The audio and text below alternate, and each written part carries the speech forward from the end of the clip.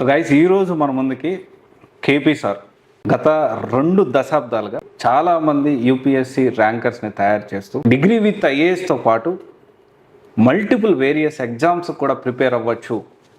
ఆ కాన్సెప్ట్ విషయంలో కానివ్వండి, group 1 and civils, integrated civils కానివ్వండి, గ్రూప్ 1 కానివ్వండి, అండ్ మనం ఏమని మాట్లాడుకోవచ్చు అంటే చాలా హేమీలు అనే మాట మనం ఖచ్చితంగా మాట్లాడవచ్చు. ఎందుకు ఈ మాట అంటున్నానంటే చాలామంది IAS coaching centres, UPSC coaching centres very రీసెంట్గా స్టార్ట్ చేశారు. కానీ 2 దశాబ్దాలు 21 ఇయర్స్. సో అప్పటి నుంచి ఎంతమంది స్టూడెంట్స్ని చూస్తుంటారు, ఎన్ని ఇన్స్టిట్యూట్స్ వచ్చిపోయి ఉంటాయి.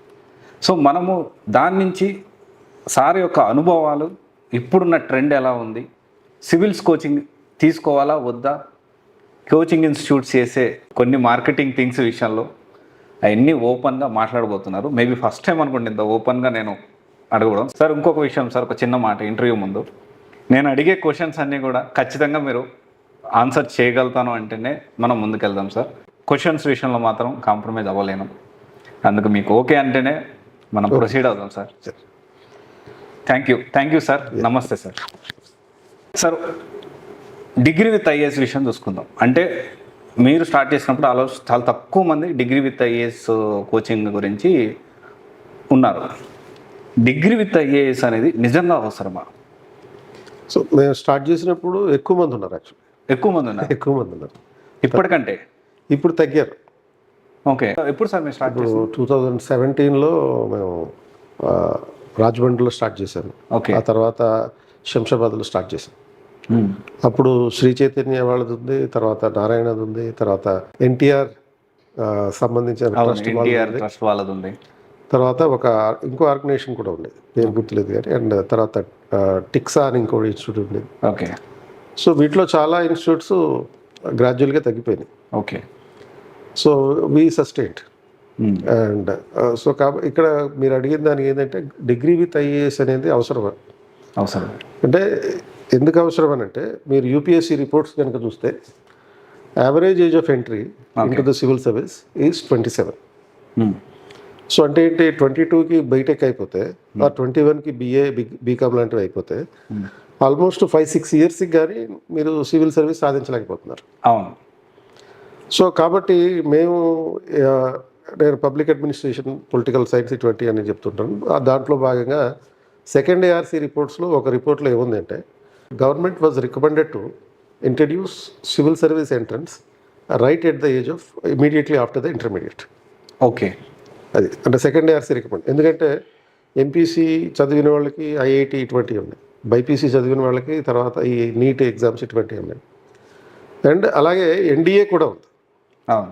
గవర్నమెంట్లోకి వెళ్ళాలనుకుంటే ఆఫీసర్ స్థాయిలో ఎన్డీఏ లాంటి నేషనల్ డిఫెన్స్ అకాడమీకి సంబంధించినటువంటి ఎంట్రన్స్ ఉంది. సివిల్ సర్వీస్కి లేదు. ఫ్రాన్స్లో ఇటువంటి సిస్టమ్ ఉంది. ఓకే. ఇంటర్మీడియట్ +2 తర్వాత వెళ్ళేటటువంటి పద్ధతి. సో ఆ రికమెండేషన్ ఏదైతే సెకండ్ ఏఆర్సీ వాళ్ళు చెప్పారో అది నా అటెన్షన్ క్యాచ్ చేసింది. 2008లోనే చెప్పారు. ఓకే. సో దానికి ఒక రూపం ఇచ్చి నేను దీన్ని స్టార్ట్ చేయడం జరిగింది. అంటే ఒకవేళ మీరు కనుక ఇంటర్ డిగ్రీలోనే సివిల్ సర్వీస్ ప్రిపరేషన్ మొదలు పెడితే, డిగ్రీ తర్వాత చేసేటటువంటి 5 years ప్రిపరేషన్ ఈ చదువుకునే దశలోనే 5 years కంప్లీట్ చేసుకుంటే, డిగ్రీ అయిన తర్వాత జస్ట్ ఓన్లీ మళ్ళీ క్లాసులకు వెళ్ళాల్సిన అవసరం లేకుండా మెంటారింగ్ లేకపోతే టెస్ట్ సిరీస్ ఇవి రాసుకుంటూ మీరు ఇంటి దగ్గర నుంచే ప్రిపేర్ అయ్యే అవకాశం ఉంటుంది. Okay sir. ఇప్పుడు డిగ్రీ విత్ ఐఏఎస్ అవసరమే అంటున్నారు, బట్ సక్సెస్ రేట్ ఎంత ఉంది సార్? ఇప్పుడు ఓవరాల్గా సివిల్ సర్వీస్ ఎగ్జామ్కి సంబంధించిన సక్సెస్ రేట్ ఎంత ఉంటుందో దీనికి కూడా అంతే ఉంటుంది. ఓకే. అంటే ఇప్పుడు 11 లక్షల మంది అప్లై చేస్తారు, 1200 మంది 1100 మంది సెలెక్ట్ అవుతారు. అవును. అంటే 0.001% సక్సెస్ రేట్. సో అదే సక్సెస్ రేట్ దీనికి కూడా ఉంటుంది అంతే. కానీ ప్రిలిమ్స్ క్లియర్ చేస్తే 1:12, 13 ఆ రేంజ్లో ఉంటుంది. సార్ ఇప్పుడు డిగ్రీ విత్ ఐఏఎస్ పాయింట్లో ఆ ప్రిలిమ్స్ క్లియర్ చేయగలుగుతారా? అది ఎంతవరకు ఉండొచ్చు? సో ఈ ప్రిలిమ్స్ క్లియర్ చేసే పర్సంటేజ్ కూడా అదే స్థాయిలో ఉంటుంది. ఓకే. 1:12 రేషియోలోనే అదే స్థాయిలో క్లియర్ చేస్తున్నారు. ఓకే. ఇప్పుడు 2017లో బ్యాచ్ స్టార్ట్ చేస్తే ఇప్పటికీ ఒక 1 batch 2 batches ఏమో కంప్లీట్ అయింది. సో వీళ్ళు అంటే ఈ ఫస్ట్ బ్యాచ్ వాళ్ళు ఆల్మోస్ట్ అంటే మన రాజమండ్రిలో స్టార్ట్ చేసినటువంటి బ్యాచ్ 12 మంది వరకు out of 100 people they have got selected for the mains. Okay.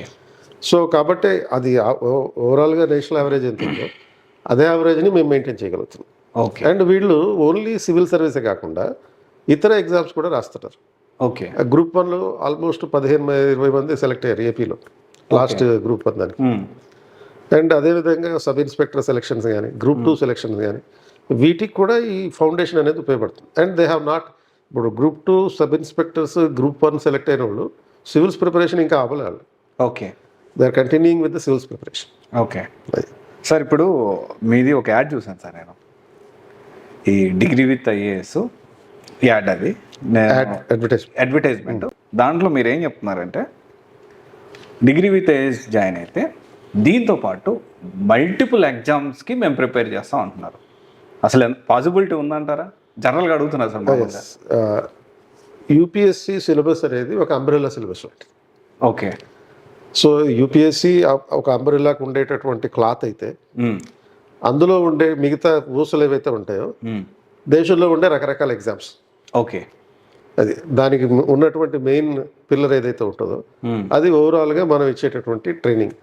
Okay, so ఆ ట్రైనింగ్ అనేది దేశంలో ఏ ఎగ్జామ్ రాయడానికైనా ఉపయోగపడుతుంది. ఓకే, అంటే ఇప్పుడు మీరు స్టాఫ్ సెలెక్షన్ ఎగ్జామ్ రాయాలనుకోండి, సీసాట్ అవసరం. అందులో ఇంగ్లీష్ నేర్పిస్తున్నాం, తర్వాత అర్థమెటిక్ నేర్పిస్తున్నాం, రీజనింగ్ నేర్పిస్తున్నాం. సీసాట్లో భాగంగా ఆల్మోస్ట్ 1 year పాటు డిగ్రీలోనే ఈ ఫౌండేషన్ ఉంటుంది. Okay, so they are cracking the exams right from the second year of graduation only, even without the eligibility. Okay, అంటే ఎలిజిబిలిటీ లేకపోయినా కానీ వాళ్ళు ఒక ప్రాక్టీస్ కోసం కొన్ని ఎగ్జామ్స్ రాస్తున్నారు. ఓకే. సో భాస్కర్ అనే ఒక స్టూడెంట్ ఉన్నాడు శంషాబాద్లో. Okay, so he could able to clear Staff Selection Commission. Okay. అలాగే గతంలో ఒక అమ్మాయి పోస్టల్ సర్వీస్ ఎగ్జామ్ ఒకటి క్లియర్ చేసింది ఇంటర్మీడియట్ క్వాలిఫికేషన్ తోటి. ఓకే. కాబట్టి స్టాఫ్ సెలెక్షన్ కమిషన్ కానీ, పోస్టల్ ఎగ్జామ్స్ కానీ, లేకపోతే బ్యాంకింగ్ ఎగ్జామ్స్ కానీ, అండ్ ఇవన్నీ కాకుండా సివిల్స్ ప్రిపరేషన్ అనేది డైరెక్ట్గా మనకి గ్రూప్ 1, గ్రూప్ 2కు ఉపయోగపడుతుంది. ఓకే. ఎందుకంటే ఇప్పుడు సపోజ్ తెలంగాణ గ్రూప్ 1 తీసుకున్నాం అనుకోండి, అందులో almost 70% syllabus compatibility. Okay. AP syllabus తీసుకున్నాం, ఏపీ గ్రూప్ 1 80% సిలబస్ కంపాటబిలిటీ. కాబట్టి సివిల్స్ ప్రిపరేషన్ తోటి ఓవరాల్గా బ్రాడ్ ప్రిపరేషన్ తోటి స్టేట్ ఎగ్జామ్స్ రాస్తే మీకు ఆటోమేటిక్గా సివిల్ సర్వీస్తో పాటు స్టేట్ ఎగ్జామ్స్ కూడా ప్రిపేర్ అయినట్టు లెక్క. ఓకే సార్, తెలంగాణ గ్రూప్ 1 అన్నారు. Question reverse sir, group 1 point of వ్యూలో రీసెంట్ డేస్లో చూసుకుంటే మీ గురించి కొంచెం పాజిటివ్గానే స్టూడెంట్స్ మాట్లాడడం జరిగింది. ఇప్పుడు మీరు చెప్తున్నారు హోలిస్టిక్ వేలో మేము డిగ్రీ విత్ ఐఏఎస్ చేస్తున్నాము, గ్రూప్ 1, గ్రూప్ 2 కూడా దాంట్లో ఇంక్లూడ్ అయ్యి ఉంటుంది, 70% 80% అని చెప్పారు. మరి ర్యాంక్స్ ఎక్స్పెక్ట్ చేయొచ్చు అంటారా ఈసారి? సో ఈసారి definitely we're expecting minimum 100 ranks sir. 563 minimum 100. ఇది టీజీపీఎస్సీ గ్రూప్ 1. ఓకే. ఎందుకని నేను అంత కాన్ఫిడెంట్గా చెప్తున్నానంటే we're almost providing this training since 2022. అంటే ఆల్మోస్ట్ ఇంకా నోటిఫికేషన్ రావడానికి 1 year ముందు నుంచి. Okay. And I hope there is no student who have not studied our material or not have seen our classes. Okay. అంటే ప్రతి స్టూడెంట్ అంటే 30,000 మంది mains రాసుంటే 29,000 మంది మెయిన్స్ రాస్తే యాక్చువల్గా కనీసం 20,000 మంది మా స్టూడెంట్స్ ఉంటారు సార్. నిజంగానా సార్? మీరు ఆన్లైన్లో కానీ, లేకపోతే క్లాస్ రూమ్ కానీ, లేకపోతే టెస్ట్ సిరీస్ కానీ ఏదో ఒక రూపంలో మా దగ్గరికి రాకుండా ఒక స్టూడెంట్ లేడు. ఇవన్నీ కాకుండా ఇంకా ఎందుకు కాన్ఫిడెన్స్ చెప్తానంటే శంషాబాద్లో మాకు గ్రూప్ 1కి సంబంధించిన రెసిడెన్షియల్ క్యాంపస్ పెట్టాం. గ్రూప్ 1 రెసిడెన్షియల్ పెట్టాం. Okay. So almost exam post పోయిన అయిన ప్రతిసారి కూడా వాళ్ళు కనీసం ఒక 100 మంది అక్కడే చదవడం కంటిన్యూ చేశారు ఇప్పటిదాకా. ఓకే. సో వాళ్ళు మీరు ఆన్సర్స్ కనుక చూస్తే వాళ్ళు మీరు ఏ క్వశ్చన్ ఇచ్చినా ఆన్సర్ రాయగలుగుతారు, and with pictographic presentation. Okay. And moreover 3 గంటల్లో 15 క్వశ్చన్లకి ఆన్సర్ రాయగలుగుతారు. ఓకే. 3 గంటల్లో 15 క్వశ్చన్లకి ఎవరైతే ఆన్సర్లు రాయగలుగుతారో వాళ్ళు డెఫినెట్గా క్రాక్ చేస్తారు service. Okay. If everything is right provided, okay, అంతా సజావుగా జరిగిపోతే ఓకే మినిమం 100 ర్యాంకులు అయితే వస్తాయి. Okay sir. ఇప్పుడు ఇది కొంచెం controversy question sir. Civils coaching వ్యవస్థ మీరు స్టార్ట్ చేసే ఎప్పుడు సార్? 2003లో 2003 ఆల్మోస్ట్ ఇప్పుడు 21 సంవత్సరాలు అవుతుంది. 21 కరెక్ట్గా 21st. ఓకే. అయితే అప్పుడు కోచింగ్ సెంటర్స్ ఎలా ఉండేవి, ఇప్పుడు ఎలా ఉన్నాయి? ఎందుకంటే ఈ మధ్య కాలంలో మనం చూస్తున్నాం sir, Ashok Nagar coaching centres అందరూ డబ్బుల కోసం పనిచేస్తారు. జనరల్గా కొంతమంది కమెంట్స్ పాస్ చేస్తున్నారు, అండ్ అందరూ అశోక్ నగర్లో కోచింగ్ సెంటర్స్ బాగోవు, అందరూ ఐఏఎస్ కోచింగ్ సెంటర్స్ యూపీఎస్సీ ఇలాగే ఉన్నారు, ఇలా మాట్లాడుతూ ఉన్నారు. అసలు అప్పుడు ఎలా ఉండేది కోచింగ్ సెంటర్ వ్యవస్థ అనేది, ఇప్పుడు ఎలా ఉంది? ఇప్పుడు నేను 2003లో స్టార్ట్ చేసినప్పుడు ఒక సింగిల్ రూమ్లో 0 స్టూడెంట్స్ తోటి స్టార్ట్ చేశాను. ఓకే. అంటే నేను మొదట స్టార్ట్ చేసిన రోజున ఎవరు రాలేదు. నెక్స్ట్ డే ఒకడు వచ్చాడు, రవికిరణ్ అని నా ఫస్ట్ స్టూడెంట్. ఓకే. సో ఆ అబ్బాయికి గ్రూప్ 2 వచ్చిన తర్వాత ఓకే. సివిల్స్ కోసం వచ్చాడు. కానీ అంటే అప్పుడు ఎలా ఉండేది అంటే 2 ఆప్షనల్స్, ఒక జనరల్ స్టడీస్ పేపర్ ఉండేది. సో జిఎస్ మీద ఫోకస్ తక్కువ ఉండడం వల్ల, ఆప్షనల్స్ ఫోకస్ ఎక్కువ ఉండడం వల్ల అభ్యర్థులు ఎక్కువగా ఆప్షనల్స్ మీదనే దృష్టి పెట్టేవారు. ఓకే. ఆల్మోస్ట్ 1200 మార్కులు ఆప్షనల్స్కి, 600 + 600. సో అప్పుడు నేను ఓన్లీ పబ్లిక్ అడ్మినిస్ట్రేషన్ ఆప్షనల్తో స్టార్ట్ చేశాను. ఓకే. సో గ్రాడ్యువల్గా 2011-12కి వచ్చేటప్పటికి సీసాట్ వచ్చింది. సీసాట్ రావడంతో మొత్తం ఈ కోచింగ్ సిస్టమ్ అంతా తలకిందలైపోయింది. ఎందుకని, ఆ సీసాట్ వచ్చిన నెక్స్ట్ ఇయరే, సీసాట్ వచ్చిన ఇయర్లోనేమో ప్రిలిమ్స్లో ఆప్షనల్ తీసేశారు. ఓకే. అండ్ నెక్స్ట్ ఇయర్కి మెయిన్స్లో ఆప్షనల్ తీసేశారు. అంటే సింగిల్ ఆప్షనల్ చేశారు మెయిన్స్లో. జిఎస్ వెయిటేజ్ అనేది 600 నుంచి 1000 మార్కులకి, ఆల్మోస్ట్ ఈ జనరల్ ఎస్ఏ కలిపితే 1250 మార్కులకి పెరిగింది. ఆప్షనల్ వెయిటేజ్ 500 మార్క్స్కి తగ్గింది. ఇది 1200 నుంచి 500కి తగ్గిపోయింది. సో దాంతో అభ్యర్థులకి కామన్ పేపర్స్ మీద ఫోకస్ పెరిగింది. సో అప్పుడు నేను కూడా ఏం చేశానంటే, ఈ ఓన్లీ ఆప్షనల్ అని కాకుండా మొత్తం కాంప్రహెన్సివ్ ట్రైనింగ్ ఇవ్వడం అనేది మొదలుపెట్టాం. ఓకే. అప్పుడు ఏమైంది, ఇప్పుడు ఈ సాఫ్ట్వేర్కి సంబంధించినటువంటి బీటెక్ బ్యాక్గ్రౌండ్ ఉన్నటువంటి వాళ్ళు చాలామంది సివిల్ సర్వీస్ రాయడానికి, కోచింగ్ ఇవ్వడానికి దిగిపోయారు. సో ఈ సాఫ్ట్వేర్ వాళ్ళకి ఏం సంబంధం అంటే, ఈ సీసాట్ అనేది, బీటెక్ వాళ్ళకి ఏం సంబంధం అంటే, ఈ సీసాట్లో మ్యాథమెటిక్స్, అర్థమెటిక్, రీజనింగ్ ఇటువంటివన్నీ ఉండడంతో, ఓకే, సో మా సబ్జెక్ట్ ఏది మేము ఈజీగా క్లియర్ చేయొచ్చు అనే ఉద్దేశంతో వచ్చేసారు. రావడమే కాకుండా వాళ్ళు టెక్నాలజీని కూడా తీసుకొచ్చారు. ఓకే. సో ఆన్లైన్ ప్రోగ్రామింగ్ అంతా కూడా అప్పటి నుంచే మొదలైంది బాగా విస్తృతంగా. ఓకే. సో ఈ ఆన్లైన్ క్లాసెస్, తర్వాత ఈ మెటీరియల్ని బాగా విస్తృతంగా డెవలప్ చేయడం, ఇటువంటి ప్రోగ్రామ్స్ అన్నీ అప్పటి నుంచి మొదలైంది. అదొక దశ. అంటే 2003-04 నుంచి 2012-13 వరకు ఒక 10 years పాటు ఆ ఒక దశలో, అంటే ఆప్షనల్ ప్రిడామినెంట్స్గా ఉన్నటువంటి దశ. 2013 నుంచి 2019 వరకు ఇంకో దశ. ఓకే. ఈ దశలో ఈ టెక్నాలజీ ఓరియంటెడ్గా మొదలైంది అనమాట బాగా. బీటెక్ వాళ్ళు రావడం, ఎక్కువ మంది ఎగ్జామ్స్ రాయడం, సివిల్ సర్వీస్ ప్రిపరేషన్కి రావడం. అంతకుముందేమో ఓన్లీ జనరల్ గ్రాడ్యుయేట్స్ వచ్చేవారు. బట్ 2012లో ఈ సీసాట్ ప్రవేశపెట్టిన తర్వాత ఎక్కువ మంది బీటెక్ వాళ్ళు కూడా రావడంతో ఈ 4 లక్షల నుంచి 5 లక్షలు, 5 లక్షల నుంచి 10 లక్షలు ఇలా ఎగ్జామ్ రాసే వాళ్ళ సంఖ్య బాగా పెరిగిపోయింది. అవును, లాస్ట్ ఇయర్ 13 లక్షలు దాటింది అది. And 2019 is again another hall mark అనమాట. ఓకే. ఈ 2019లో వచ్చినటువంటి పాండమిక్ నేపథ్యంలో టోటల్గా కోచింగ్ సిస్టమ్ అనేది మారిపోయింది. ఓకే. మారిపోయి ఏమైంది, ఆన్లైన్ ఎక్కువ మీద ఫోకస్ చేస్తాం. ఓకే. అండ్ ఆ రకంగా ఇప్పుడున్నటువంటి పరిస్థితి గత 1 or 2 years నుంచి ఆర్టిఫిషియల్ ఇంటెలిజెన్స్ను కూడా ఉపయోగించి ఈ ట్రైనింగ్ ఇవ్వడం అనేది మొదలైంది. ఓకే. అంటే ఆర్టిఫిషియల్ ఇంటెలిజెన్స్ ద్వారా పేపర్ వాల్యుయేషన్, అంటే డిస్క్రిప్టివ్ పేపర్ వాల్యుయేషన్ కూడా జరుగుతుంది. Student mind set it is perfect as well. Okay. More specific, more perfect అనే పద్ధతిలో కూడా ఉంది. అంటే ఆర్టిఫిషియల్ ఇంటెలిజెన్స్ ద్వారా జరిగే పేపర్ వాల్యుయేషన్కి మనం కూడా, అంటే హ్యూమన్ ఇంటర్వెన్షన్ కూడా ఉంటే ఆ ఇవాల్యుయేషన్ అనేది ఇంకా అద్భుతంగా ఉంటుంది. Okay. So we have actually adapted that. Okay. So ఒక సుమారుగా ఒక 4000-5000 మంది గ్రూప్ 1 అభ్యర్థులు ఎగ్జామ్స్ రాస్తుంటే వాళ్ళకి ఎప్పటికప్పుడు పేపర్ వాల్యుయేషన్ చేసి ఇవ్వడం అనే దానికి అది కూడా ఒక ఫ్యాక్టర్ అనమాట. ఓకే. ఎందుకంటే ఒక ఎగ్జామ్ రాసినప్పుడు ఇమీడియట్గా రిజల్ట్ కోరుకుంటాడు. సో మేము ఏం చేస్తాం, ఈ ఆర్టిఫిషియల్ ఇంటెలిజెన్స్ ద్వారా బేసిక్ ఇవాల్యుయేషన్ ఏదైనా చేసేసి దానికి మళ్ళీ తోడుగా హ్యూమన్ ఇవాల్యుయేషన్ కూడా దాని మీద పెడతాం. ఓకే. సో దానివల్ల రెండింటినీ మిక్స్ చేసుకుని అభ్యర్థులకి వేగంగా రిజల్ట్ ఇవ్వడానికి అవకాశం ఉంటుంది, ఫాస్ట్గా రెస్పాన్స్ కూడా అవ్వాలి.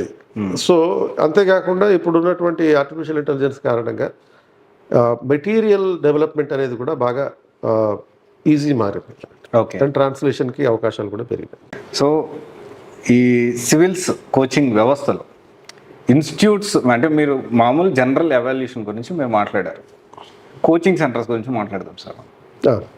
అప్పుడున్న కోచింగ్ సెంటర్స్కి ఇప్పటికి 10 times చాలా ఎక్కువ ఉన్నాయి కోచింగ్ సెంటర్స్. ఇప్పుడున్న కోచింగ్ సెంటర్స్ ఈ ప్రమోషన్, అంటే పబ్లిసిటీ పీక్లో ఉంటుంది, రియాలిటీలో డిఫరెంట్ ఉంటుంది. దీన్ని మీరు ఈ కోణాన్ని ఎలా చూస్తారు? అంటే ఇన్స్టిట్యూట్ ఎలా సెలెక్ట్ చేసుకోవాలంటారు? అంటే పబ్లిసిటీ అనేది మొత్తం అందరూ ఇస్తారు. అంటే ఇప్పుడు సపోజ్ మీరు ఢిల్లీ వెళ్ళారనుకోండి, అవును, ఢిల్లీలో ప్రతి అడుగుకి ఒక పెద్ద పెద్ద బోర్డులు ఉంటుంటాయి. బోర్డులు ఉంటాయి.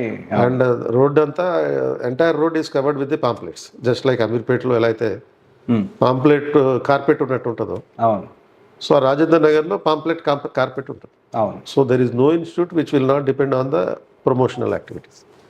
రీజన్ ఏంటి అంటే ఇప్పుడు ఒక ఇన్స్టిట్యూట్ ఉందనుకోండి, వెతుక్కుంటూ వస్తాడు. 2 ఉంటే ఆ రెండింటికి వెళ్తాడు. 100 ఉన్నప్పుడు ఏది వెళ్ళాలో వాడికి కన్ఫ్యూజన్. కాబట్టి ప్రతి ఒక్క ఇన్స్టిట్యూట్ తన స్టూడెంట్ని తన దగ్గర రప్పించుకోవడానికి ఏదో రూపంలో ప్రమోషన్ చేస్తారు. కాకపోతే ఇప్పుడు ఉన్నటువంటి ప్రమోషనల్ యాక్టివిటీ ఎలా ఉందంటే స్టూడెంట్కి అడ్వాంటేజ్ కలిగించే విధంగా ఉంది. ప్రమోషన్ పాత పద్ధతి ఏంటి? ఇప్పుడు సపోజ్ కోకో కోలా ఉందనుకోండి, వాడు నా కోకో కోలా తాగండి, రిఫ్రెష్ అవ్వండి అని అంటాడు. ఆ రకంగా కాకుండా ఇప్పుడు ఉన్నటువంటి ప్రమోషన్ ఎలా ఉంటుందంటే స్టూడెంట్కి ఒక అంశం మీద పాఠం చెప్తూ ఆ పాఠం మధ్యలో ప్రమోషన్ చేస్తాం. ఓకే. ఆర్ లేకపోతే ఏదైనా ఒక మోటివేషనల్ ఆస్పెక్ట్ చెప్తూ దాంట్లో భాగంగా ప్రమోషన్ చేస్తాం. సో స్టూడెంట్కే ఎక్కువ బెనిఫిట్ ఈ ప్రమోషన్ కారణం. ఓకే, అది. ఓకే సార్, ఇప్పుడు ఢిల్లీ గురించి మీరు మాట్లాడారు. Delhi faculty versus local faculty. Delhi అంటే జనరల్గా ఢిల్లీ ఫ్యాకల్టీయా లోకల్ ఫ్యాకల్టీయా? ఎందుకంటే డివైడ్ చేస్తున్నారు. అసలు నిజంగానే ఢిల్లీ నుంచి వచ్చే ఫ్యాకల్టీస్కి అంత బాగా ఎక్స్ప్లెయిన్ చేయగలుగుతారా? సో ఢిల్లీలో ఉండేవాళ్ళు ఏంటంటే ప్రెజర్ ఎక్కువ ఉంటుంది కాబట్టి ఆటోమేటిక్గా ప్రిపరేషన్ ఎక్కువ ఉంటుంది. ఓకే. అది ఎక్కువ మంది దేశవ్యాప్తంగా వస్తున్నారు కనుక ఎక్కువ ప్రెషర్ కారణంగా ఎక్కువ ప్రిపరేషన్ అవ్వాల్సినటువంటి ఆబ్లిగేషన్ ఉంటుంది. ఓకే. సో ఇప్పుడు సపోజ్ హైదరాబాద్ ఫ్యాకల్టీ వాళ్ళకి తక్కువ తీసింది కాదు. సో వీళ్ళకి ఉండేటటువంటి అంటే suppose Hyderabad faculty is no less efficient then the Delhi faculty. Okay. ఢిల్లీలో యాక్చువల్గా రివర్స్ మైగ్రేషన్ జరుగుతుంది. అంటే ఇప్పుడు సౌత్ ఇండియా నుంచి ఢిల్లీలో ఫ్యాకల్టీ ఉంటారు. Okay. So south India faculty అంటారా? ఓకే. ఇప్పుడు సపోజ్ మీకు వాజీరామ్ ఉంది, సౌత్ ఇండియా ఇన్స్టిట్యూట్. రావుస్ ఉంది, సౌత్ ఇండియా ఇన్స్టిట్యూట్. శ్రీరామ్ ఉంది, South India institute. Okay. And most of the faculty also from South India. Okay. So కాబట్టి ఇక్కడ వాళ్ళు అక్కడికి వస్తారు, అక్కడ వాళ్ళు ఇక్కడికి వస్తారు. ఓకే. ఇప్పుడు ప్రత్యేకంగా ఇప్పుడు సపోజ్ మీకు ఇది స్పెసిఫిక్గా వీళ్ళు ఎఫిషియెంట్ అని ఎక్కడ చెప్తామంటే ఆ ఫ్యాకల్టీ వల్ల మనకి పాఠం బాగా అర్థం అవ్వాలి. రెండోది కాంటెంపరీ ఇష్యూస్ మీద అనలైజ్ చేయగలగాలి in relation to the subject. మూడోది ఆ సబ్జెక్ట్కి సంబంధించినటువంటి ప్రీవియస్ ఇయర్ క్వశ్చన్స్ ఎలా వస్తున్నాయో చెప్పాలి. నాలుగోది రాబోయే ప్రశ్నలు ఎలా ఉంటాయో ప్రెడిక్ట్ చేసి చెప్పగలగాలి. ఓకే. సో ఈ 4 చెప్పగలిగితే ఆ faculty best faculty. Okay. And మనకి అటువంటి ఫ్యాకల్టీ ఉన్నారు. కాబట్టి స్టూడెంట్ ఏంటంటే దూరపు కొండలు ఉరుపు కాబట్టి ఢిల్లీ పోతా అంటాడు. ఓకే. నువ్వు ఢిల్లీ వరకు ఎందుకు వెళ్ళడం, ఇక్కడే ఉండు, మేము వాళ్ళని ఇక్కడ తెప్పిస్తాం అని చెప్పి ఒకళ్ళిద్దరిని అక్కడి నుంచి తీసుకొస్తాం. ఎవరైనా చేసేది. ఓకే సార్, ఇప్పుడు ఒక స్టేట్ ఎగ్జామ్స్ గురించి sir, group 1 group 2 situation sir. అంటే ఇప్పుడు ఈ స్టేట్ ఎగ్జామ్స్ గ్రూప్ 1 గ్రూప్ 2 కానివ్వండి, ఇప్పుడు మళ్ళీ మొన్న గ్రూప్ 1 ఇష్యూ కానివ్వండి, స్టూడెంట్స్ ఏమో లాస్ట్ వరకు క్లియర్ చేసి జరపండి అని, తర్వాత గ్రూప్ 2, తర్వాత గ్రూప్ 4కి సంబంధించి ఇంకా అది రిజల్ట్స్ ఇచ్చారు కానీ పోస్టింగ్ అవ్వలేదు. అసలు ఎందుకు ఈ అనిశ్చితి కొనసాగుతుంది సార్? దీని మీద మీ ఒపీనియన్ సార్? ఇప్పుడు ఈ గ్రూప్ 1 ప్రైమరీగా అభ్యర్థుల ప్రాబ్లం ఏంటి అంటే జీవో 29. అవును. సో జీవో 29 రద్దు చేయాలని వాళ్ళ వాదన. సో గవర్నమెంట్ ఏమో అలా అవసరం లేదు, జీవో 29 ప్రకారం ఎగ్జామ్ పెడతామనేది గవర్నమెంట్ యొక్క వాదన. ఓకే. సో ఓవరాల్గా వీళ్ళు కోర్టుకి వెళ్ళారు, హైకోర్టులో కేసు కొట్టేశారు, అభ్యర్థులకు కేసు కొట్టేశారు, అండ్ సుప్రీంకోర్టులో కేసు పెండింగ్ ఉంది. సో అభ్యర్థుల వాదనలో న్యాయం ఉంది యాక్చువల్లీ. అది 12 క్వశ్చన్ల వరకు రాంగ్ ఉన్నాయి, అదో ప్రాబ్లం. ఆ క్వశ్చన్లో తప్పు ఉన్నంత మాత్రాన ఎగ్జామ్ రద్దు చేయాల్సిన అవసరం లేదనేది కోర్టు వాదన. రెండో ప్రాబ్లం ఏంటి అంటే అభ్యర్థులకి ఉన్నటువంటిది తెలుగు అకాడమీ పుస్తకాలు ప్రామాణికం కాదు అని చెప్పి కమిషన్ వాదన. వికీపీడియా అంటే వికీపీడియానే చెప్పదు మేము స్టాండర్డ్ అని చెప్పి. అవును, వాళ్ళే క్లియర్గా చెప్తారు మాది స్టాండర్డ్ కాదు అని చెప్పి. అవును, ఎవరైనా ఎడిట్ చేయొచ్చు, వాళ్ళు కూడా అప్రూవ్ ఇస్తారు. సో రూసో అనేటటువంటి ఒక తత్వవేత్త ఆంధ్ర కేఫ్ దగ్గర ఉంటాడు అని చెప్పి ఈ మధ్యన ఒక మీమ్ నడిచింది. ఓకే. సో అశోక్ నగర్లో ఉన్న ఆంధ్ర కేఫ్ దగ్గర రూసో నివసిస్తూ ఉంటాడు అని చెప్పి వికీపీడియాని ఎడిట్ చేసి ఎవరో దాన్ని స్క్రీన్ షాట్ తీసి ఒక మీమ్ నడిపించారు. ఓకే. సో అలా ఉంటుంది పరిస్థితి. అంటే ఇది స్టాండర్డ్ మెటీరియల్ అనేది. సో అట్లా ఇది అతిపెద్ద ఇష్యూ. ఎందుకంటే ఓన్లీ గ్రూప్ 1 తోటి ప్రాబ్లం కదా అది. ఇది స్టాండర్డ్ కాదు అన్నప్పుడు గ్రూప్ 2కి ప్రాబ్లం అవుతుంది, గ్రూప్ 3కి ప్రాబ్లం అవుతుంది. కాబట్టి ముందు ఆ ఇష్యూస్ని ప్రాపర్గా గవర్నమెంట్ సాల్వ్ చేయాల్సిన అవసరం. సార్ ఇంకొకటి, same state exams group 1 notification అనగానే ఇప్పుడు దాని గురించి వార్తలు న్యూస్ కానీ ఏమన్నా వచ్చాయంటే రేపొద్దునకి 50 ఇన్స్టిట్యూట్స్ యూట్యూబ్లో అండ్ మన హోర్డింగ్స్ యాక్టివేట్ అవుతాయి. ఎగ్జామ్ అయిపోయిందంటే అసలు కనపడవు. అంటే కంటిన్యూస్గా కోచింగ్ అనేది గ్రూప్ 1 గ్రూప్ 2 దొరకట్లేదని నేను అనుకుంటాను. దానికి మీరేమంటారు? అంటే అదర్ ఇన్స్టిట్యూట్స్ ఎట్లా ఉన్నా మనకేం తెలియదు అయితే, బట్ 21st సెంచరీలో మాత్రం ఒక కంటిన్యూటీ అయితే ఉంది. నిరంతరం గ్రూప్ 1కి సంబంధించినటువంటి లాంగ్ టర్మ్ క్లాసెస్ కూడా జరుగుతూ ఉంటాయి. సో కాబట్టి అంటే కొన్ని ఇన్స్టిట్యూట్స్ ఎక్కువ మంది వచ్చేటటువంటి స్టూడెంట్స్ని దృష్టిలో పెట్టుకుని కొత్తగా రావచ్చు. అండ్ ఎగ్జిస్టింగ్ ఇన్స్టిట్యూట్స్ ఏవైతే ఉన్నాయో వాళ్ళు డెఫినెట్లీ కంటిన్యూ అవుతూనే ఉన్నారు long term class. Below average students sir recent డేస్లో చూసుకుంటే IITians IIIT నుంచి వచ్చిన వాళ్ళు UPSC సివిల్స్ క్రాక్ చేస్తున్నారు అని అనుకుంటున్నాం. దీని మీద మీ ఒపీనియన్? అంటే ఒక యావరేజ్ స్టూడెంట్స్ సివిల్స్ క్రాక్ నిజం ఎంత ఉంది? నార్మల్ ఒక చిన్న కాలేజ్ నుంచి వచ్చిన వాళ్ళకి, రూరల్ బ్యాక్గ్రౌండ్ నుంచి వచ్చిన వాళ్ళకి అవకాశం ఉందా అసలుకి? అంటే ఇది అవకాశం లేదని అయితే యూపీఎస్సీ చెప్పదు. యూపీఎస్సీ ప్రకారం ఎవరైతే గ్రాడ్యుయేషన్ కంప్లీట్ చేసి మినిమం 45% మార్కులు ఉంటాయో వాళ్ళందరూ ఎలిజిబులే. బట్ స్కిల్ అనేది డిఫరెన్స్ కదా. స్కిల్ ఏంటి, ఐఐటీల్లో చదివిన వాళ్ళు లేకపోతే డాక్టర్లు ఎవరైతే ఉంటారో ఆల్మోస్ట్ 10th క్లాస్ నుంచి 8th క్లాస్ నుంచి కూడా హైలీ స్టూడియస్ ఉంటారు. ఓకే. రోజుకి 10 గంటలు 12 గంటలు చదివిన అలవాటు ఉంటుంది వాళ్ళకి. సో 8th నుంచి కూడా అదే అలవాట్లో ఉంటారు. అండ్ ఎప్పుడైతే ఐఐటీలకు వస్తారో ఈ కష్టపడే తత్వంతో పాటు లాజికల్ ప్రిపరేషన్ అనేది కూడా డెవలప్ చేసుకుంటారు. ఓకే. అంటే ఈ హార్డ్ వర్క్ స్మార్ట్ వర్క్ కూడా వచ్చేస్తుంది. ఓకే. కాబట్టి up to 12th class hard working nature ఉంటుంది. ఓకే. 12th అయిపోయిన తర్వాత +2 అయిపోయిన తర్వాత ఎప్పుడైతే ఇంజనీరింగ్లో జాయిన్ అవుతున్నారో వీళ్ళు ఆ ఐఐటీకి సంబంధించినటువంటి నాలెడ్జ్ కారణంగా లాజికల్ థింకింగ్ కూడా పెరుగుతుంది. ఓకే. అప్పుడు ఏమవుతుంది, వీళ్ళకి స్మార్ట్ వర్క్ అనేది కూడా చేయగలుగుతారు. ఓకే. అంటే ఒక విస్తృతమైనటువంటి మెటీరియల్ని సింప్లిఫైడ్ మెటీరియల్గా తయారు చేసుకోగలిగే స్కిల్ ఉంటుంది. ఓకే. సో ఈ రకమైనటువంటి హార్డ్ వర్క్ స్మార్ట్ వర్క్ రెండు కలుపుకొని మనం చదువుకోగలిగితే average student, below average student, fail అయిన వాళ్ళు కూడా చాలామంది క్వాలిఫై అయ్యారు. ఓకే. ఓకే. ఇప్పుడు మనకి గోపాలకృష్ణ రోణింగ్ ఉన్నాడు. అతి సాధారణమైన నేపథ్యం, Telugu medium background, government school background, distance education background, but all India 3rd rank సాధించాడు.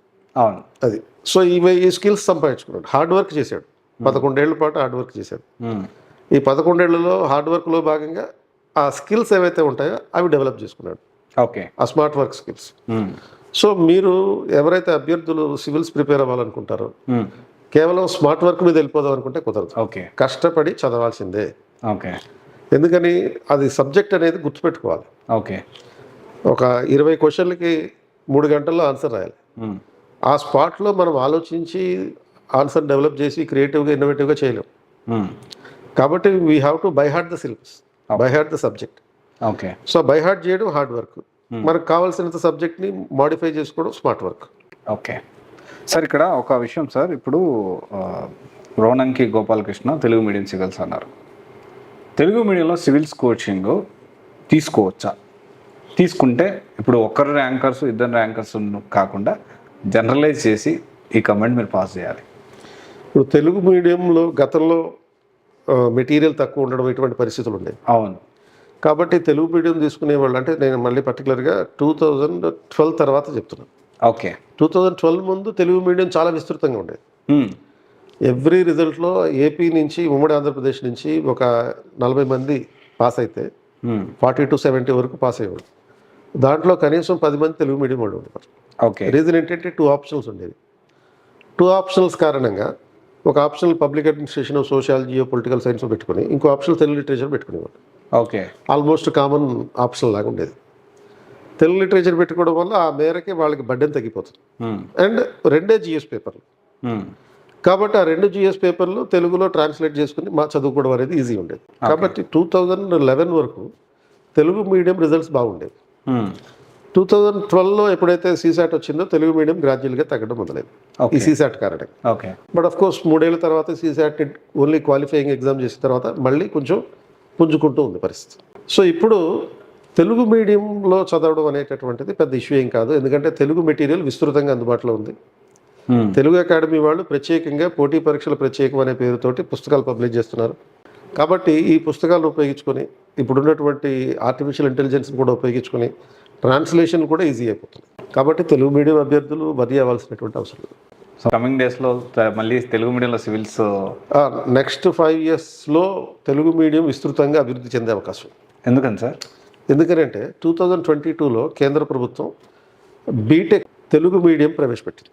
ఓకే, ఇంజనీరింగ్ తెలుగు మీడియం ప్రవేశపెట్టింది. ఓకే, చాలా తక్కువ మందికి తెలుసు ఈ విషయం. అంటే తెలుగు మీడియం అంటే తెలుగు మీడియం మాత్రమే అని కాదు, దేశంలో 14 భాషల్లో అంటే ఇండియన్ లాంగ్వేజెస్లో బీటెక్ ప్రవేశపెట్టారు. సో దానివల్ల సపోజ్ మన ఆంధ్రప్రదేశ్లో 5 కాలేజీల్లో తెలుగు మీడియం బీటెక్ ఉంది.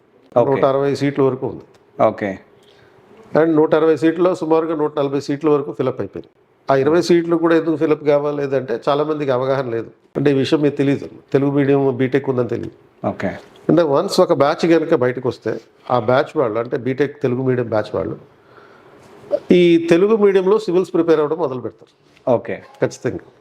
సో కాబట్టి ఒక 5 years తర్వాత definitely there will be an impetus to the Telugu medium. Sir ఇక్కడ డిగ్రీ విత్ ఐఏఎస్ని డిగ్రీ విత్ ఐఏఎస్ కరెక్ట్ కాదు, నేను కూడా కొంత వ్యతిరేకించాను వాస్తవానికి. ఒక 3 సంవత్సరాలు వెనక్కి వెళ్తే 4 years exactly degree with IAS correct కాదు, డిగ్రీ విత్ ఐఏఎస్లో సరిగ్గా కోచింగ్ ఇవ్వరు, ఏదో డిగ్రీ క్లాసులు చెప్తా ఉంటారు అని అంటూనే ఢిల్లీలో ఈ ట్రెండ్ అనేది స్టార్ట్ అయింది. Integrated 2 years integrated civils coaching. ఇప్పుడు హైదరాబాద్లో కూడా ఈ 2 years ఇంటిగ్రేటెడ్ సివిల్స్ కోచింగ్ అనేది ప్రాముఖ్యత పెరిగింది. సో దీన్ని మీరు అలా చూస్తారు? డిగ్రీతో సివిల్స్ అనేటటువంటిది ఇప్పుడున్నటువంటిది కాదు, ఆల్మోస్ట్ 15 ఏళ్ళ నుంచి ఉంది. సపోజ్ 2011 ఆ టైంలోనే మీకు శ్రీ చైతన్య లేకపోతే నారాయణ వీళ్ళు ఇంటర్ డిగ్రీతో పాటు సివిల్ సర్వీస్ అనేది ప్రారంభించారు.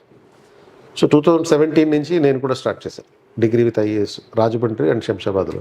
అండ్ తర్వాత మీరు కనుక చూస్తే ఇప్పుడు 2015లోనే డిగ్రీ నుంచి సివిల్ సర్వీస్ ప్రిపేర్ అయినటువంటి ఒక అమ్మాయి పేరు నాకు గుర్తులేదు, ఆల్ ఇండియా ఫస్ట్ ర్యాంక్ కొట్టింది 2015లోనే. అంటే మామూలుగా రెగ్యులర్గా కాలేజీకి వెళ్తుంది అండ్ కాలేజీకి వెళ్తూ ఇంకోవైపు కోచింగ్ తీసుకుంది ఢిల్లీలో. ఈ రెండింటిని మిక్స్ చేసి అండ్ ఫస్ట్ అటెంప్ట్లోనే ఆల్మోస్ట్ ఆమె ఫస్ట్ అటెంప్ట్లోనే 22-23 yearsకే ఆమె సివిల్ సర్వీస్ సాధించింది. అమ్మాయి పేరు నాకు సరిగ్గా గుర్తురాట్లేదు కానీ. ఓకే, సో అట్లా మీకు ఇదేం కొత్తగా వచ్చినటువంటి విషయం కాదు. అండ్ ఇప్పుడు సపోజ్ మీరు ఈ ట్రెండ్ అనేది బాగా విస్తృతంగా పెరిగింది. అవును, ఇప్పుడు నువ్వు గ్రాడ్యుయేషన్ చేసిన అంటే ఢిల్లీలో ఇప్పుడు మనకి ఏపీ తెలంగాణలో అంటే లేదు కానీ ఢిల్లీలో ఎక్కువగా BA చదువుతారు. సార్ ఒకటి సార్, ఇప్పుడు కోచింగ్ తీసుకునే వాళ్ళకంటే ఇచ్చేవాళ్ళు ఎక్కువ అయ్యారు అనేది ఒక వాదన. ఫ్యాకల్టీస్ ఇంతకుముందు మనము మంచి ఫ్యాకల్టీస్ అంటే వేళ్ల మీద లెక్క పెట్టుకొని ఈసారి ఈ సబ్జెక్ట్కి బాగుంటారు, ఈసారి ఈ సబ్జెక్ట్కి బాగుంటారు అని కొంతమంది గురించి మనం మాట్లాడుకున్నాం. ఇది హైదరాబాద్ అయినా ఢిల్లీ అయినా. కానీ ఈ మధ్య ఫ్యాకల్టీస్ అసలు ఎక్కడి నుంచి వస్తున్నారో తెలియదు, అసలు విపరీతంగా ఫ్యాకల్టీస్ పెరిగిపోతుంది. జనరల్ చేసి మాట్లాడుతుంది సార్ ఈ కమెంట్ని. ప్రతి ఇన్స్టిట్యూట్ అసలు మొహాలు తెలియని వాళ్ళని కూడా ఫ్యాకల్టీస్ 10 years ఎక్స్పీరియన్స్ అన్నారు. దీన్ని మీరు ఎలా చూస్తారు సార్? కొంచెం ఇది సీరియస్ ఇష్యూ సార్. అంటే 2012లో ఈ సీసాట్ ప్రవేశపెట్టారని చెప్పాను. ప్రవేశపెట్టినప్పుడు ఈ బీటెక్ గ్రాడ్యుయేట్స్ అందరూ సివిల్స్ ప్రిపరేషన్కి వచ్చారు. ఓకే, ఆ వర్గమే ఇప్పుడు ఫ్యాకల్టీగా 10 ఏళ్ల అనుభవాన్ని చూపిస్తున్నారు. ఓకే, అంటే సివిల్ సర్వీస్ ఎగ్జామ్ రాసిన 10 ఏళ్ల అనుభవం. అంటే స్టూడెంట్ ఫ్యాకల్టీ అనుకో. అంటే there is nothing wrong actually in this. Okay, ఎందుకంటే they are earning enormous amount of knowledge during the course of preparation of the civil service. ఒక ఆప్షనల్ చదువుతాడు, తర్వాత 4 GS పేపర్లు చదువుతున్నాడు. ఈ చదివిన తర్వాత అది రోజుకి ఆల్మోస్ట్ 8 గంటల నుంచి 12 గంటల వరకు చదివి ఉంటాడు. అండ్ ఒక సంవత్సరం పాటు ఇట్లా చదివాడంటే 1 year into 10 hours అంటే ఒక సంవత్సరంలో 10 సంవత్సరాల అనుభవం వచ్చినట్టే లెక్కాడు. సో అది ఆల్మోస్ట్ చాలామంది అభ్యర్థులు 8-9 సంవత్సరాల పాటు ప్రిపేర్ అవుతుంటారు. 8-9 ఇయర్స్ ప్రిపేర్ అయిన తర్వాత దెన్ ఒక 5-6 ఇంటర్వ్యూలకు వెళ్ళిన తర్వాత, లేకపోతే 4-5 మెయిన్స్ రాసిన తర్వాత then they are retiring from the civil service preparation. ఇక అటెంప్ట్స్ ఎగ్జాస్ట్ అయిపోయడం వల్ల ఎగ్జాస్ట్ అయిపోయి then they are coming to the civil service training. ఎందుకంటే వాళ్ళు సంపాదించిన జ్ఞానం ఏదైతే ఉందో అది వేస్ట్ కాదు. And they know the loopholes. అదే ప్లస్ పాయింట్లు కన్నా యూపీఎస్సీ ఎగ్జామ్లో ఉన్నటువంటి ప్రాబ్లమ్స్ ఎక్కడ ఉన్నాయో వాళ్ళకి తెలుసు ఎక్కువగా. ఓకే, కాబట్టి ఆ ప్రాబ్లమ్స్ని అధిగమించడానికి వీళ్ళలో ఒక కసి ఉంటుంది. నేను కాలేకపోయాను, అట్లీస్ట్ ఇంకో 10 మందిని తయారు చేద్దాం అనేటటువంటి కసి అయితే వాళ్ళకి ఉంటుంది. సార్ కరెక్టే సార్, ఇదంతా జెన్యున్గా ఆ యాస్పిరెంట్ ఉన్నప్పుడు మీరు చెప్పింది యాక్సెప్టబుల్. కానీ aspirant is not genuine, బతకలేక Badipantulu అన్నట్లు అలాంటి సినారియో సార్ ఇప్పుడు నేను మాట్లాడేది. మీరు చెప్పిన ఆస్పెక్ట్ అనేది మీరు ప్రిలిమ్స్ క్లియర్ చేస్తారు, మెయిన్స్ క్లియర్ చేయకపోయినా చేసిన ఒక సబ్జెక్ట్ అనేది గ్రిప్ తెచ్చుకుంటారు. ఇప్పుడు మీరు ఎంత ఇంజెన్యూనిటీ అయినా ఒక 100 మంది స్టూడెంట్స్ ముందు నిలబడ్డప్పుడు ఆ సబ్జెక్ట్ నాలెడ్జ్ అవగాహన అయితే కంపల్సరీగా ఉండాలి కదా. అవును, ఉండాలి. లేకపోతే ఈ can deliver nothing. Okay, if you are not delivering, students will not accept. Okay, so కాబట్టి మినిమం అవగాహన ఆర్ అట్లీస్ట్ ఆ రోజు క్లాస్కి వచ్చే ముందైనా ప్రిపేర్ అయ్యి వస్తాడు. So over a period of time at least ఇంకొక 2-3 సంవత్సరాల్లో అతనికి ఓవరాల్గా సమగ్రమైన నాలెడ్జ్ వస్తుంది. ఓకే, ఏ టీచరు కూడా మొదటి రోజు నుంచి పర్ఫెక్ట్ కాదు. ఓకే, ఏ జనరల్గా మిగతా ఇండస్ట్రీలో కూడా అంతే కదా. మొదటి రోజు నుంచి నీకు అనుభవం రావాలి అంటే మినిమం ఒక 1 ఇయర్ పాటు. జనరల్గా అంటారుగా ఒక 10 మందిని చంపితేనే డాక్టర్ అవుతాడని చెప్పి, అలాగే ఇది కూడా అంతే. ఓకే, సో అంటే మీరైతే సమర్థిస్తున్నారు student faculty. Yes, there is nothing a problem. ఎందుకంటే ఇప్పుడు ఏం జరుగుతుందంటే మెల్లమెల్లగా వస్తున్నారు. మెల్లమెల్లగా అంటే ఏంటి, ముందు మెంటార్స్గా వస్తున్నారు, స్టూడెంట్ సపోర్టర్స్గా వస్తున్నారు, పేపర్ ఎవాల్యుయేటర్స్గా వస్తున్నారు, మెటీరియల్ కాంట్రిబ్యూటర్స్గా వస్తున్నారు. సో ఆ తర్వాత మెల్లగా ఫుల్ టైం ఫ్యాకల్టీగా వస్తున్నారు. ఓకే, సో ఇది అవసరం యాక్చువల్గా, so that senior faculty will be improving their and updating their knowledge. Okay, కొత్త వాళ్ళు వస్తున్నప్పుడు పాతవాడికి భయం ఉంటుంది. ఓకే, లేకపోతే పాతవాడు ఏంటి, నియంతృత్వంగా వ్యవహరిస్తాడు. అవును, I was actually experiencing that conditions. Okay, అంటే ఇప్పుడు నేను ప్రిపేర్ అయ్యేటప్పుడు ఫ్యాకల్టీ వచ్చేవాడు, ఫ్యాకల్టీ క్లాసు 10 అంటే 1 వచ్చేవాడు. అంటే మేము వెయిట్ చేయాల్సిన పేర్లు తెలుసుకోవచ్చా?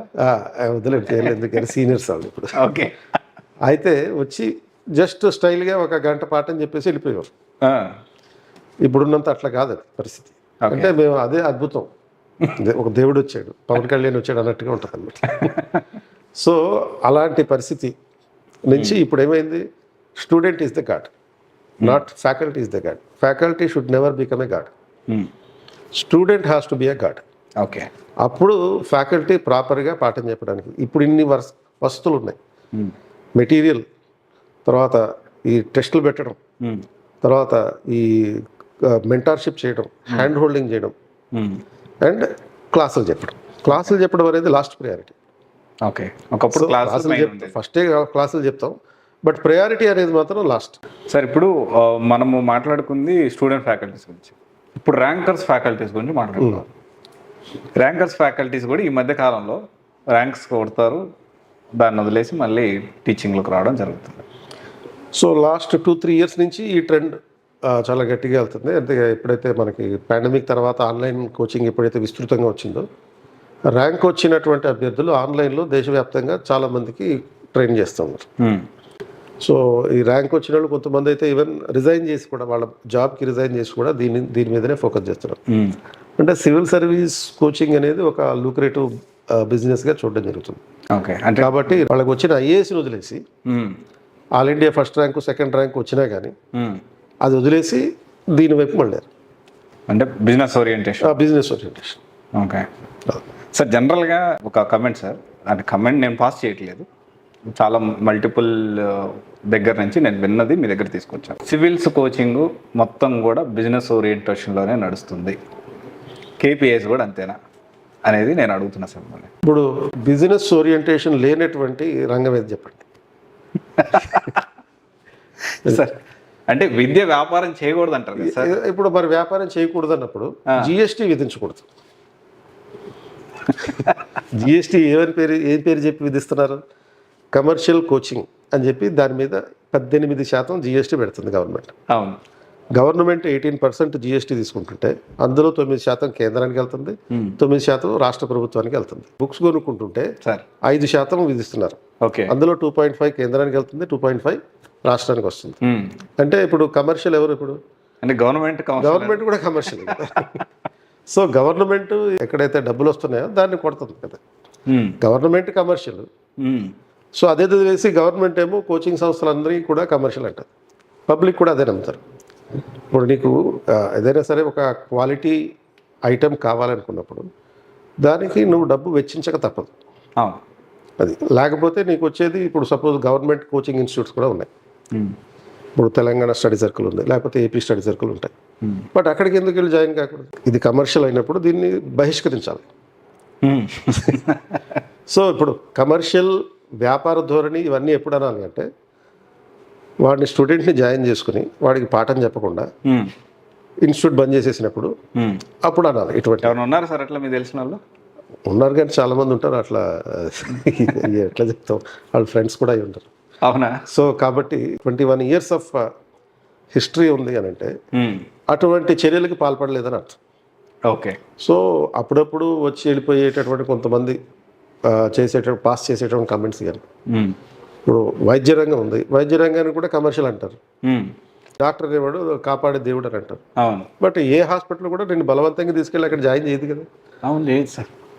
అది మనకు వీళ్ళు సక్సెస్ రేట్ ఎక్కువ ఉంటుంది, డబ్బులు పోతే పర్వాలేదు మాట. ఎంత డబ్బు పోయినా పర్లేదు, వాడు బతకాలనుకుంటాం. బతికిన తర్వాత అరే ఇంత డబ్బులు లాగారు, కమర్షియల్ అంటారు.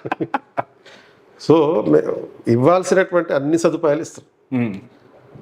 క్లాసెస్ చెప్తున్నాం, హ్యాండ్ హోల్డింగ్ ఉంది, మెంటార్షిప్ ఉంది, తర్వాత టెస్టులు పెడుతున్నాం, మెటీరియల్ ఇస్తున్నాం. సో నీకు best of the best faculty అనేటటువంటి పేరున్న వాళ్ళతో పాఠం చెప్పిస్తున్నాం. సో ఇన్ని ఉన్నప్పుడు ఇక దాన్ని కమర్షియల్ అనేటటువంటి అవకాశం మరి ఎలా ఉంది? అండ్ ఏదైతే స్టూడెంట్ నుంచి ఫీజు తీసుకుంటున్నామో ప్రతి రూపాయి మీద 18% జిఎస్టీ కడుతున్నాం. ప్రతి రూపాయి మీద స్టూడెంట్ దగ్గర మీద. అంటే గవర్నమెంట్ కూడా దీంట్లో ఇన్వాల్వ్ అయిపోయింది ఈ కమర్షియల్ యాక్టివిటీలో. Okay sir. అయితే సార్ ఒక క్వశ్చన్ సార్, నేను కింద హోర్డింగ్ చూశాను అండ్ ఇక్కడ హోర్డింగ్ చూశాను, యూపీఎస్సి కేపీ యూనివర్స్ అన్నాను సార్, అంటే ఏంటి సార్? సో యూపీఎస్సి యూనివర్స్ అంటే మామూలుగా ఒక ఈ మధ్యన సినిమా ట్రెండ్ లాగా ఓకే ఈ కనకరాజ్ కేసీయూ యూనివర్స్ ఈ టైప్లో పెడుతున్నారు కదా, ఆ టైప్లో దీన్ని కూడా ఒక యూనివర్స్గా తీర్చిదిద్దామని. అండ్ దీంట్లో మనకి ఇంటర్ నుంచి సివిల్ సర్వీస్ ఉంది, డిగ్రీ నుంచి సివిల్ సర్వీస్ ఉంది, గ్రూప్ 1 గ్రూప్ 2 అండ్ డిగ్రీ అయిపోయిన వాళ్ళకి సివిల్ సర్వీస్ ఉంది, రాజమండ్రి, తర్వాత Delhi and Shamshabad RTC cross road. Okay.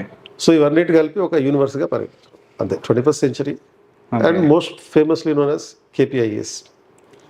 KPIS అనేది బాగా పాపులర్. సో ఆన్లైన్ ఉంది అండ్ క్లాస్ రూమ్ క్లాసెస్ కూడా ఉన్నాయి.